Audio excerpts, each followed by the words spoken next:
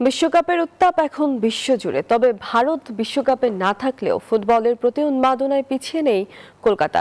City of জয়ের সরু গলি এখন পরিণত হয়েছে বিশ্ব ফুটবলের এক টুকরো মঞ্চে।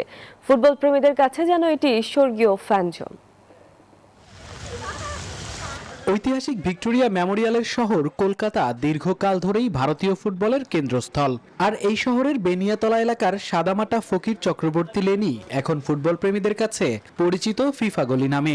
প্রায় 100 মিটার দীর্ঘ এই গলির প্রবেশপথেই স্বাগত জানাচ্ছে ক্রিস্টিয়ানো রোনালদো আর লিওনেল মেসির বিশাল কাটআউট। ভেতরে পা রাখলেই চোখ পড়বে নেইমার, এমবাপ্পে কিংবা ভিনিসিয়াস জুনিয়রের রঙিন সব দেয়ালিকা।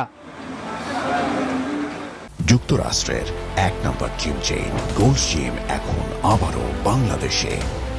বসুন্ধরা আবাসিক এলাকা ও বসুন্ধরা সিটি শপিং মলে 2014 সালে খবরের কাগজের কাটিং দিয়ে শুরু হওয়া এই যাত্রা আজ এক বিশাল ঐতিহ্যে পরিণত হয়েছে।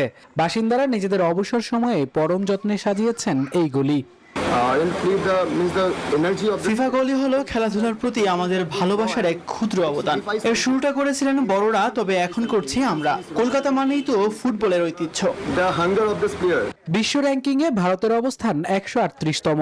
বিশ্বকাপে জায়গা না হলেও এই উন্মাদনায় যেন কোনো কমতি নেই। পর্তুগাল বনাম কঙ্গোর মতো ম্যাচ দেখতেও গভীর রাতে রাস্তায় ভিড় করছেন শত শত মানুষ। কিশোরদের বল জাগলিং আর বড়দের পাসিং শটে মুখর থাকে এই রাস্তা। দূর দূরান্ত থেকে মানুষ আসছেন এখানে সেলফি তুলতে আর নিজেকে জড়াতে ফুটবল উন্মাদনায়।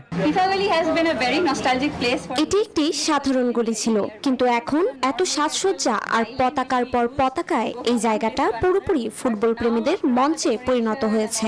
আমার কাছে খুব ভালো লাগছে। ভারত কবে বিশ্বকাপ খেলবে সেই অপেক্ষা চিরন্তন। তবে যতদিন তা না হচ্ছে ততদিন মেসি রোনালদোদের পায়েই স্বপ্ন বুনবে কলকাতা। ব্রাজিল বা আর্জেন্টিনা হারলে যেখানে কলকাতার মন খারাপ হয়, সেই শহরে ফিফা গলি যেন ফুটবল আবেগের এক জীবন্ত দলিল। মামুনুর রহমান, নিউজ 24।